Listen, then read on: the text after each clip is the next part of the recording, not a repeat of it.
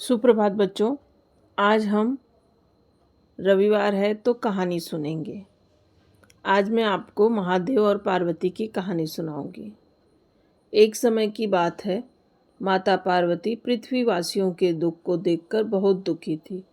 उन्होंने महादेव से कहा, भोलेनाथ, ये कैसा संसार आपने बनाया है। जो दुखी है पहले से ही आप उसे और दुख देते हैं, जो गरीब है उसे और गरीब कर देते हैं। नाथ, ये आप सब गलत कर रहे हैं। पृथ्वी पर गरीब गरीब होता जा रहा है, अमीर होता जा रहा है। आपको अपना ध्यान पृथ्वी पर लगाना चाहिए कि ऐसा क्यों हो रहा है सबके साथ में। भोलेनाथ मुस्कुराए परंतु शांत थे। माता पार्वती जिद करने लगी, बोली, आप मुझे बताइए कारण, ऐसा क्यों है महादेव। ऐसा कहकर वो पृथ्वी पर दुखी लोगों की तरफ दिखाने लगी कि देखिए, इनके दुख का अंत ही नहीं हो रहा है। जो जितना दुखी है वो उतना दुखी हो रहा है। भोलेनाथ, मैं माता हूँ, मुझे अपने बच्चों का दुख देखा नहीं जा रहा है। कृपया आप मेरी समस्या का निराकरण कीजिए। भोलेनाथ ने कहा कि पार्वती, यह सब समस्या समझने के लिए आपको पृथ्वी पर चलना पड़ेगा, क्योंकि कैलाश पर्वत के वातावरण में आप पृथ्वी की समस्या समझ नहीं पाओगी।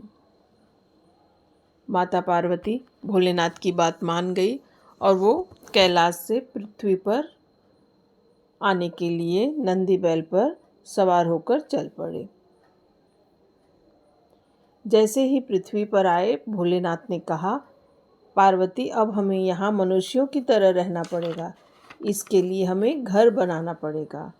आप जाइए और सामने से कुछ ईंटें लाइए, जिससे हम रहने के लिए अपना घर बना सकें। माता पार्वती भोलेनाथ की बात सुनकर सामने गांव में चली गई और ईंट लाने लगी। भोलेनाथ ने कहा, ये क्या, आपने उस टूटे फूटे घर से क्यों ईंटें ला दी। सामने आपको एक सुंदर सा मकान था, वो मकान आपको नहीं दिखा। यहाँ से आपको अच्छी ईंटें लानी चाहिए थी, तो हमारा घर अच्छा बनता। माता पार्वती ने कहा, नाथ, उन लोगों के घर कितने सुंदर हैं, कितने अच्छे से रंग रोगन किया हुआ है, वहाँ से मैं ईंटें कैसे ला सकती थी। अर्थात, भोलेनाथ ने कहा, अर्थात आप जो दुखी था, आपने उसको और दुखी कर दिया।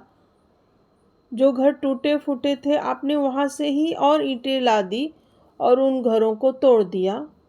और जो घर सुंदर थे, अच्छे थे, वहाँ से आपने कुछ ईंटें नहीं लाना जरूरी समझा। यही पृथ्वी पर मनुष्य के दुखी और गरीब होने का कारण है। जो अपने शरीर को स्वच्छ नहीं रखता, उसे रोग घेर लेता है।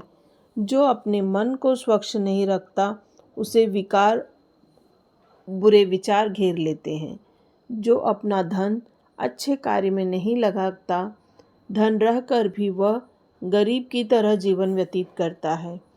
जो अपना घर स्वच्छ नहीं रखता, उस घर में माँ लक्ष्मी उस घर से सदा के लिए चली जाती हैं और दरिद्रता का वास हो जाता है।